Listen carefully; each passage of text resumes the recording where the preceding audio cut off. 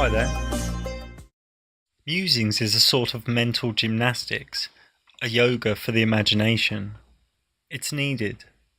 In the flat earth community, there are many who only repeat tangible facts, who only stick to flat earth proofs. But there are also some that muse. This is the difference between a scientist and a philosopher, but this sort of chat's for another time. So the flat earth community has been engineered in a way so it only talks of enclosed dome or an infinite plane. These are the words used.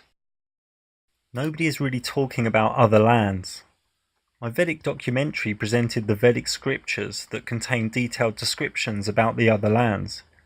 This documentary stopped two prominent flat earth enclosed domers from speaking to me again, but that's also for another time. I've come across some maps that need a further look. Monte Urbano lived from 1544 to 1613. His manuscript map of the world book was published in Milan in 1587 and added to in 1589. We can clearly see other lands at the southern edge.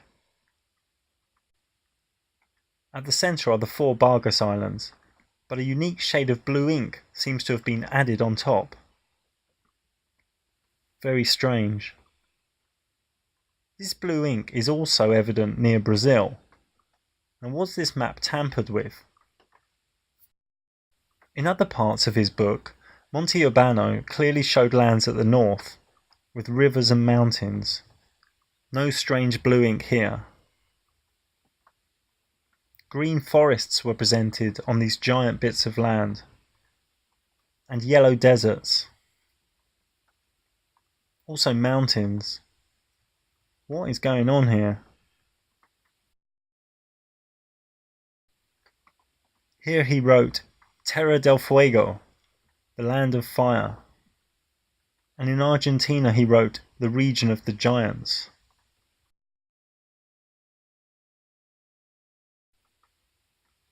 Again we can see mountains and land. This map is by Gennaro Pichicaro from 1597, and this also showed lands in the south. Also it showed some lands in the middle. He labelled this area Circulus Antarcticus and showed strange and wonderful animals. Now maybe exotic animals like the kangaroo and koala came originally from these other lands. This is a map by Cornelis de Jodi, also from the 1500s.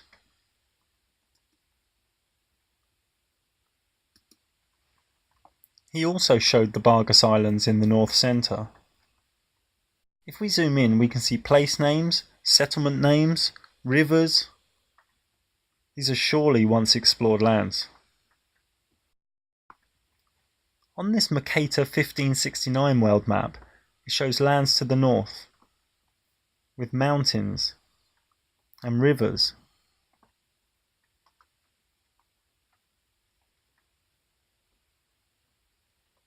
Also in the south it shows other lands.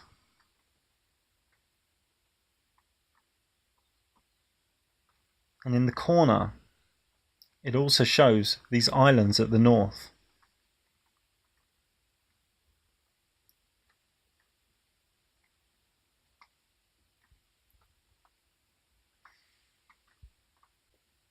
This more famous Mercator map also shows these northern islands, these other lands. And here we can logically see where these most likely are. Probably still there, or under ice due to the flood that was reported around the world.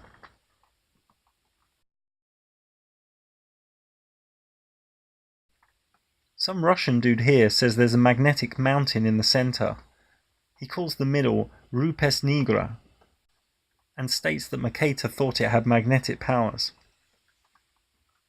Here are some other maps that also contain these islands at the north.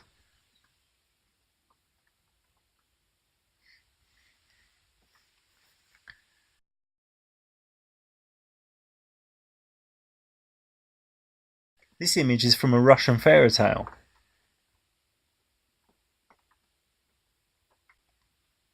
And this image, found on a similar Russian website, claims this art depicts ships from Hyperborea in the north. Mythical land.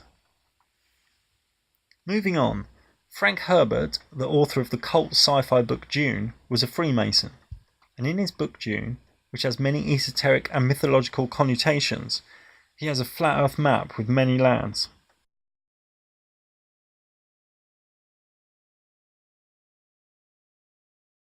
Anyway, here is some footage from Antarctica. And you might wonder, what are sand dunes doing in Antarctica? It's not the first place in the world that you expect to go to find. Antarctica is the coldest, windiest and driest continent on Earth. Driest.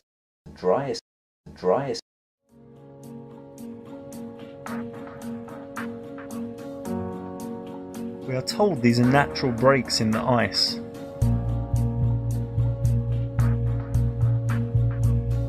It looks kinda man-made to me.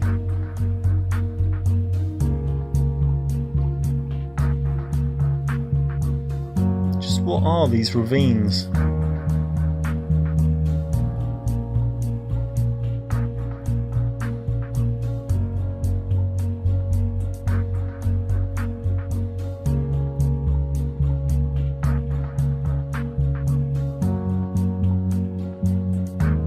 Don't look too natural to me.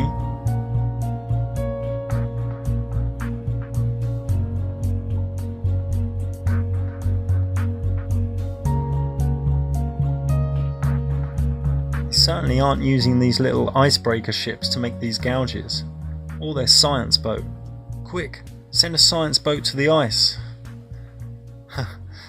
What are they doing down there? What are they researching or doing? There's certainly a bunch of machinery and projects going on.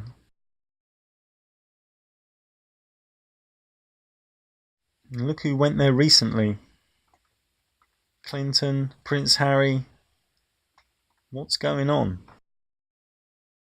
Now the new Google Earth, if you zoom in to the exact south point on Google Earth, you can see all these strange stripes.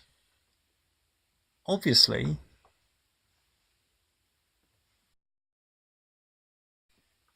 these aren't photos or satellite images.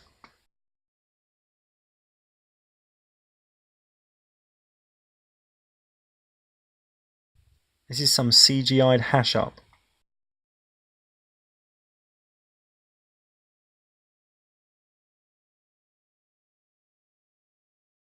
How strange this is.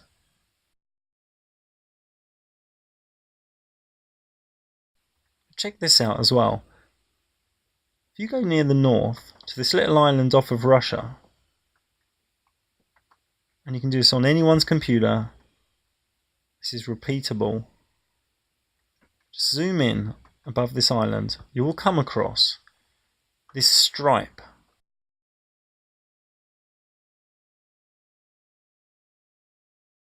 Where you can see sort of ice, mountains and forests within this stripe.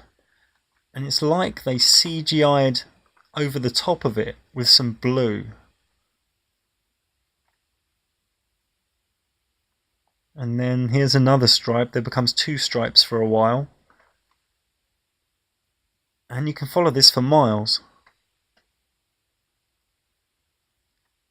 It actually points directly towards the north centre.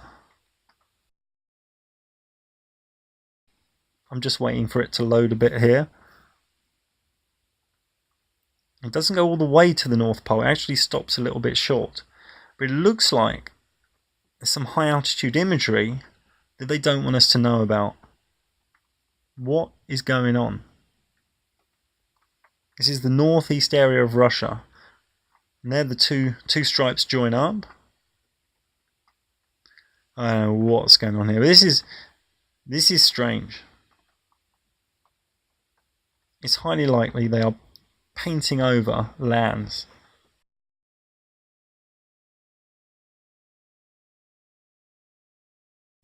And here on the new Google Earth, if you go to the north, there's actually no ice there.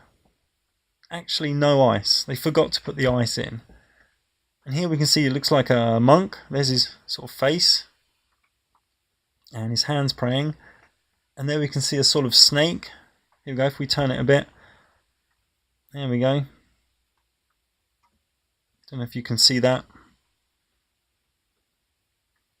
Like a monk praying. If we turn it round, there's like a face. There's the nose. All global nonsense, really. It can go away. Okay, so we have the maps clue. We want to now digress and look at another clue related to there being more land. In this realm we know, the mainstream known Earth, there is a mass amount of antipathy from an elite. They create ill health and make money from it. They create biological killers in humans and make money from it. They put deadly injections into children while lying about what is inside. They kill people and lie about it and make money from it. Cancer is not a disease, but a fungus that thrives in acidic environments. They lie about what is healthy to eat and drink and make money from it. So with all this wild antipathy, why would we believe these people's microspace cartoons? The main explanation from mainstream medicine is that disease comes from heredity, something given to you that you cannot change, or from viruses, something you catch from another. When they zoom into viruses, all they show us is microspace CGI. They even link the microspace hoax with the outer space hoax. Philip Sabatier also tracks viruses by satellite, thanks to the expert eye of Antonio Guel. It's all cartoons. It's a hoax. Through the poisons of GMO pesticide food, refined sugars, vaccines, and body-altering chemicals disguised as medicine, a change occurs in the human body, making the body a petri dish for funguses and for parasites to easily thrive in. And medical illustrators create cartoons out of their own interpretations of what they see. Some of the important things to think about when you're interpreting data from the microscope is, do you understand your sample well enough to be able to interpret what you're seeing? There's just a lot of information. In fact, you could almost say that you're going to be overwhelmed by information when you get to the ultrastructural level. And unless you really know your sample well, then this information could actually be misleading. In the shocking book Nutrition and Physical Degeneration, written by Weston Price in 1939, Price found that the tribes that haven't been touched by modern man's food were very healthy, had no cavities, had perfect dental arches, and faced nose formation.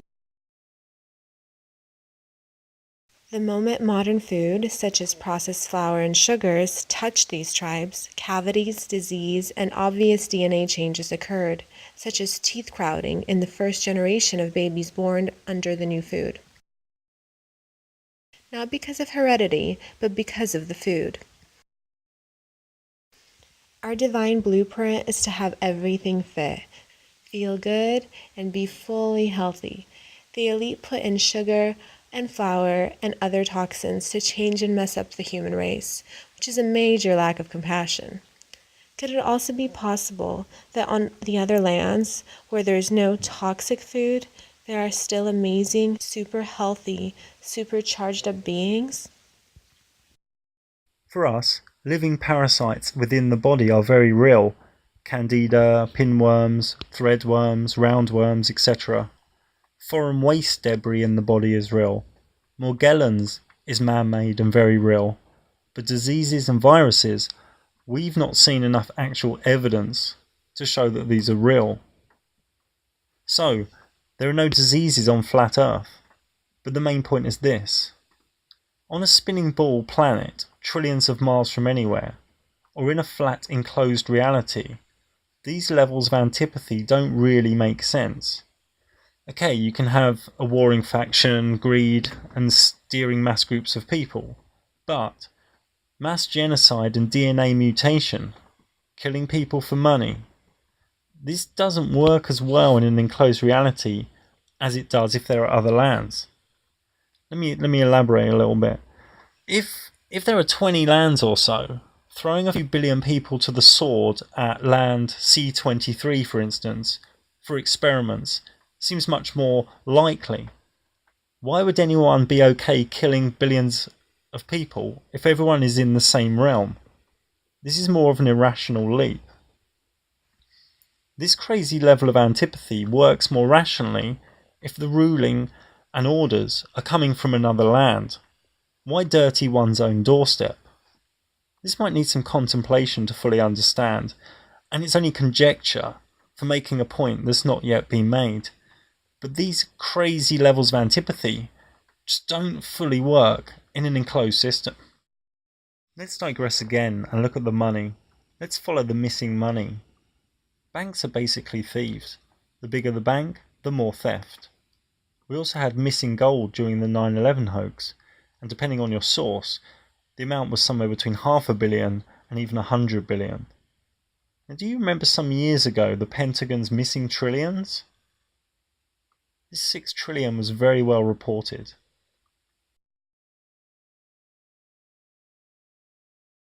There was also the missing 2.3 trillion.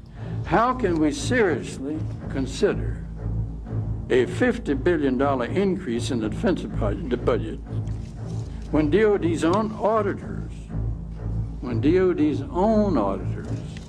say the department cannot account for $2.3 trillion in transactions in 1 year alone? I doubt, to be honest, that people inside the department are going to be capable of sorting this out. I have a feeling it's going to take some folks from outside to come in and look at this and put in place a process that over a period, and I regret to say, but I've seen how long things take. I think it's going to take a period of years to sort it out. And I think it'll probably take the cooperation of the Congress to try to get the system so that you can actually manage the financial aspects of that institution rather than simply report on things that have happened. It's a terrible record, and it's preposterous that the Defense Department doesn't know what's happened to this money. There was also the missing 9 trillion. Well, I have a copy of the Inspector General Act here in front of me, and it says, among other things, that it's your responsibility to conduct and supervise audits and investigations relating to the programs and operations of your agency. That's correct. So I'm asking you if your agency has, in fact, according to Bloomberg, extended $9 trillion in credit, which, by the way, works out to $30,000 for every single man, woman, and child in this country. I'd like to know, if you're not responsible for investigating that, who is? We have responsibility for the Federal Reserve's programs and operations, audits, to conduct audits and investigations in that area. In terms of who's responsible for investigating, would you mind repeating the question one more time? What have you done to investigate the off-balance sheet transactions conducted by the Federal Reserve, which, according to Bloomberg, now total $9 trillion in the last 8 months? I'll have to look specifically at that Bloomberg article. I'm not, I don't know if I have actually seen that particular one. That's not the point. The question is, have you done any investigation or auditing of off-balance sheet transactions conducted by the Federal Reserve? At this point, we're conducting our lending facility project at a fairly high level and have not gotten to a specific level of detail to really be in a position to respond to your question. My time is up, but I have to tell you honestly, I am shocked to find out that nobody at the Federal Reserve, including the Inspector General, is keeping track of this. Yeah, so they just lost 9 trillion. Oh, it's down the back of the sofa. Then we have the old Federal Reserve chief not knowing where large lumps of money went. That helps bring down interest rates in the global market for dollars. And meanwhile, we're not lending to those banks, we're lending to the central bank. The central bank is responsible for repaying us. So who got the money? To financial institutions in Europe and other countries. Which ones? I don't know. $500 billion and you don't know who got the money? But since Obama got in with his Wall Street mates, there was a tight lid put on the Fed and the Pentagon, so nobody knows how much has gone missing in recent years, but I'm pretty sure the trillions are being siphoned away from honest human beings. NASA have a budget of $19.5 billion a year, so let's say only about $50 million is spent on Photoshop, Facebook, YouTube, actors, and fake launches. So that leaves, well, $19.45 billion. Pretty much all of it. And this recent footage from SpaceX could only have cost about $5,000 or so, as they didn't even film the landing. Just check this out and look at the levels of mind control that are going on. It looks like we may not have a continuous video feed from the drone ship right now. Like we said, this is expected. We don't currently have direct line of sight with that drone ship. We only have a satellite link, and as it gets down kind of close, that Merlin engine can vibrate the satellite link. And sometimes we can lose video. So just stay put here. We're going to let you know.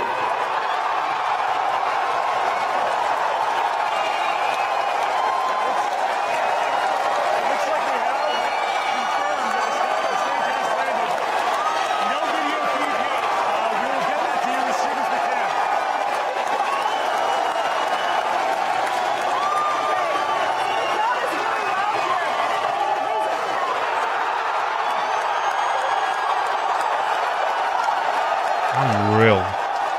Yep, there it is. Zero Hedge said the collective humans and countries are 217 trillion in debt, so I wouldn't get too concerned when the criminal credit card dudes get funky over a few grand.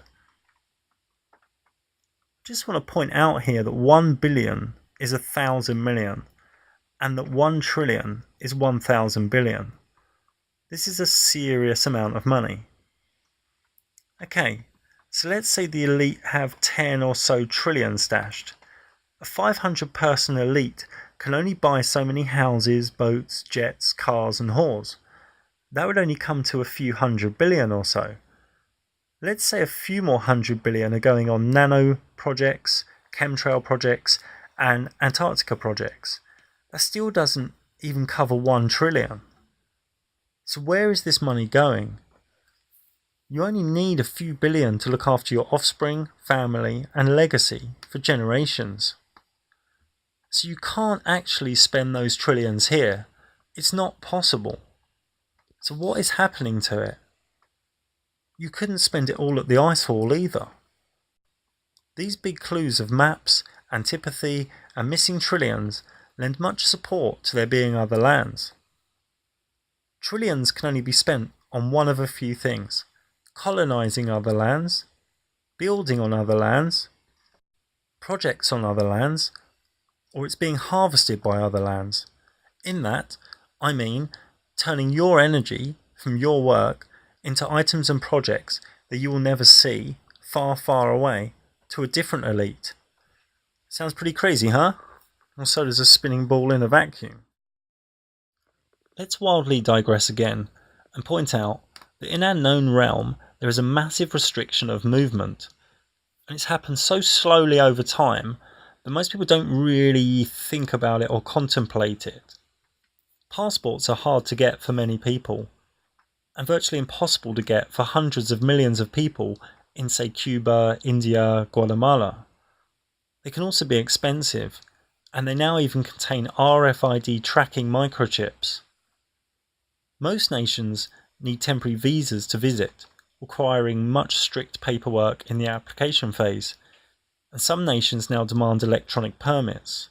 The new toxic body scanners at airports abuse privacy and also create fungus in the body due to the body scanner's radiation. So why do you think the collective consciousness is being put into a state of movement restriction? Well, if there are other hidden lands, and if it's hard to move about, and travel is insanely regulated and controlled, it's much less likely people will be exploring where they shouldn't.